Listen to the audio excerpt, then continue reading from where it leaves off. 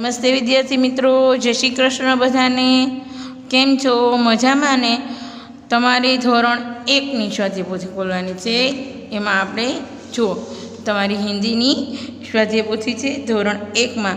ધોરણ 1ની સ્વાધ્યાય પોથીમાં આપણે ઘણા બધા શબ્દો શીખી ગયા કે ક, ખ, ગ, ઘ, ચ, છ, ઝ અને જ। તો ત્યાં સુધીનું આપણે સ્વાધ્યાયમાં પણ રિવિઝન કર્યું।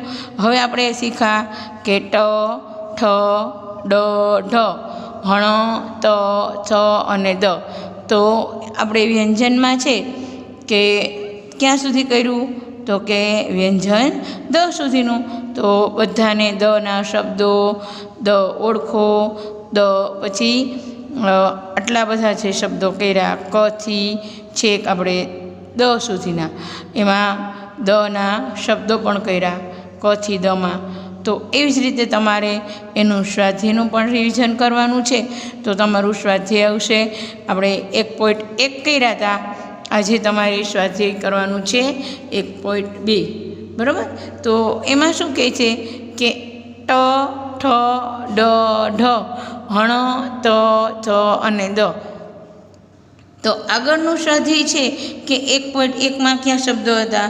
તો કે ક, ખ, ગ, ઘ, ચ, છ, ઝ અને જ, બરાબર? એ 1.1માં આવતા હતા। હવે 1.2ના છે સ્વાધ્યાય, એમાં શું છે?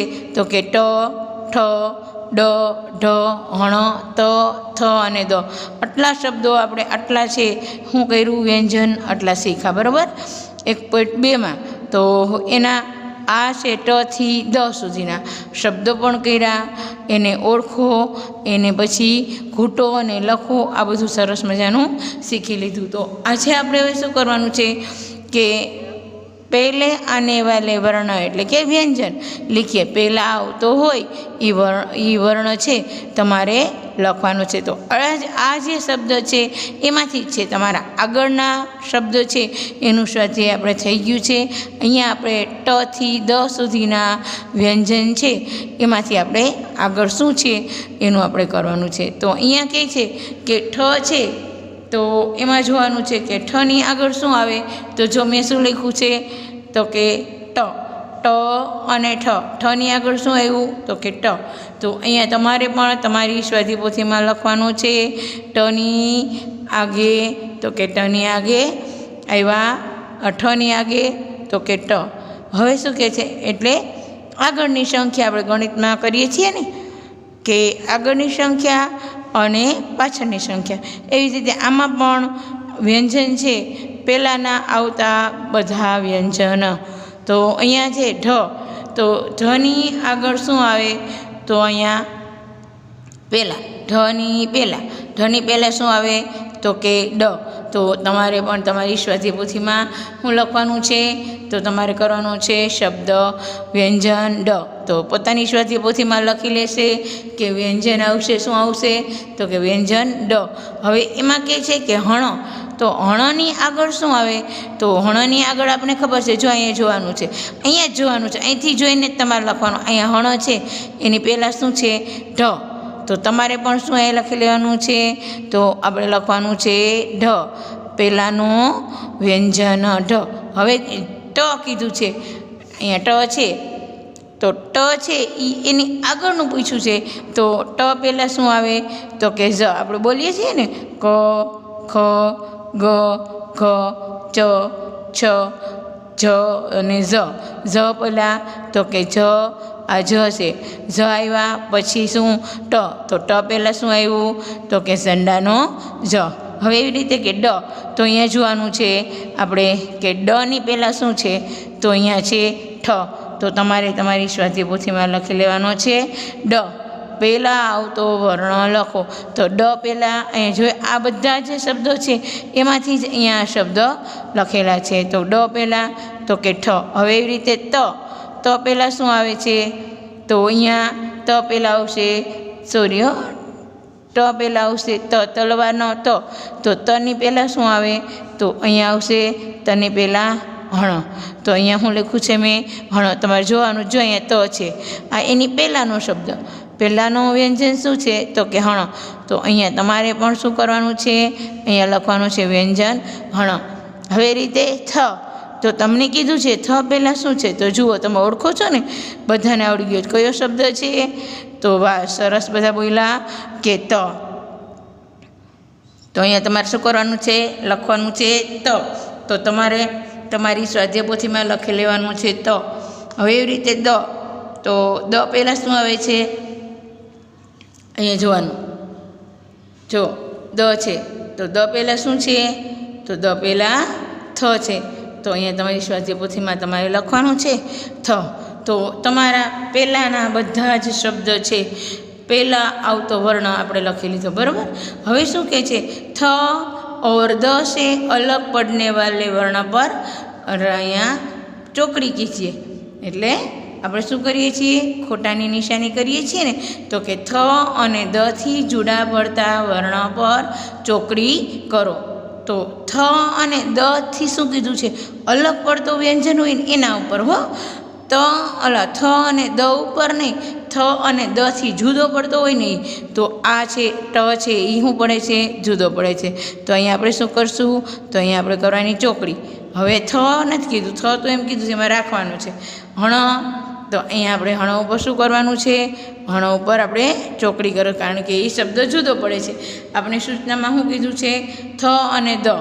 તો આ પણ કેવો શબ્દ છે, આ પણ જુદો પડતો શબ્દ છે.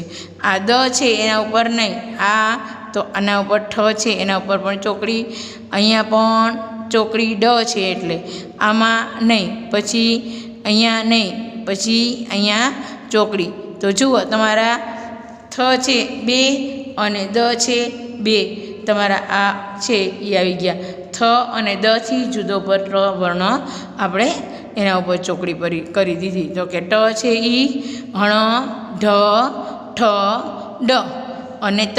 આ શબ્દો શું છે, આ બધા જુદા પડે છે, એટલે એના ઉપર આપણે શું કરી દીધું, ચોકડી કરી દીધી. હવે શું કહે છે, પ્રશ્નક્રમ 3.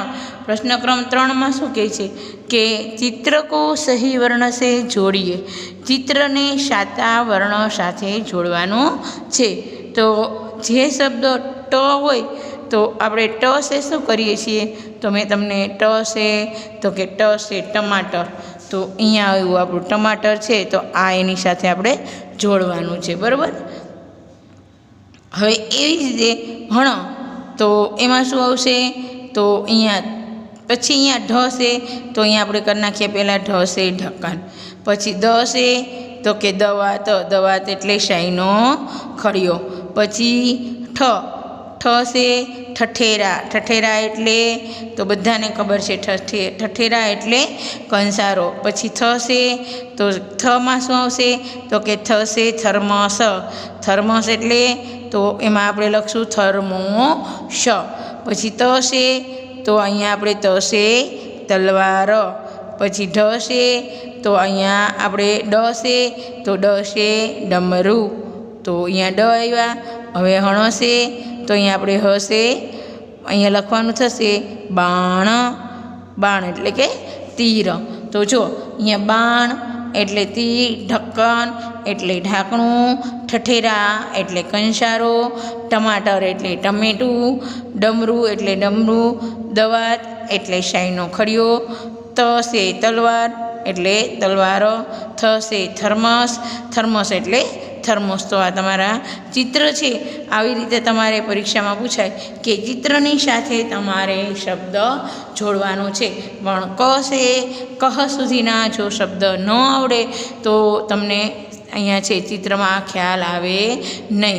તો તમારે છે કે આ ટ છે એ ક્યાં જોડવાનો, તો ખબર નથી, કારણ કે શબ્દ જોયેલો નથી. તો ટ છે ટીચરે ક થી જ્ઞના શબ્દો લખાવેલા છે, એમાં ક છે તો કે ક છે કલમ, તો જોવાનું કે કલમ છે. તો એવી રીતે આ બધા શબ્દો હોય કે ટ છે તો ખબર છે કે ટ છે ટમાટર, તો આપણે આની સાથે જોડી શકીએ. પછી દ છે તો ખબર છે ટીચરે લખાયું દ છે દવાત, દવાત એટલે શાહીનો ખડિયો. તો આ રીતે ચિત્રને સાચા વર્ણ સાથે જોડો. તો પ્રશ્ન તમારો શું થઈ ગયો, પ્રશ્ન 3. बराबर। तो तमारे प्रश्न 3 कर्या। हवे शुं कीधुं छे कि हिंदी वर्ण के सामने उसका गुजराती वर्ण लिखिए। एटले हिंदी छे शुं कर्युं छे, आ शुं कहेवाय आने व्यंजन हिंदी कक्को आपणे कहीए ने व्यंजन व्यंजन तमे नथी करता, हिंदी कक्को बोलो छो, पण हकीकतमां शुं कहेवाय आ बधा शुं छे तो कि आ बधा व्यंजन छे।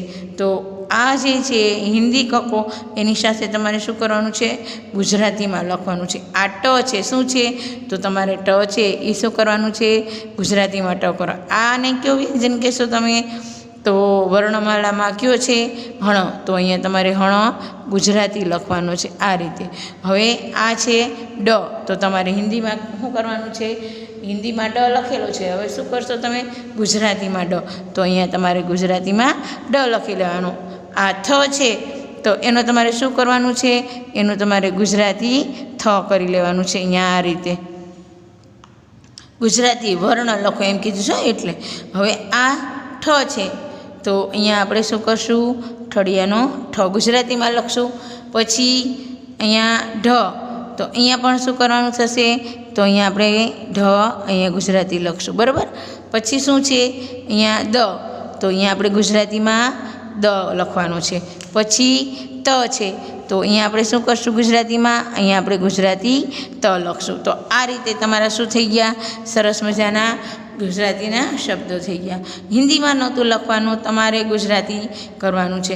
हवे शुं कहे छे के तमारे करवानुं छे द पछी ड अने त शुरू होने वाला चित्र पर राउंड कीजिए।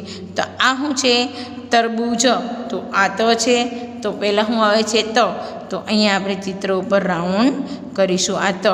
पछी द तो द छे तो आपणे कीधुं तो द छे दरवाजा, बराबर। आ छे नाग तो नागमां फ छे फण नथी।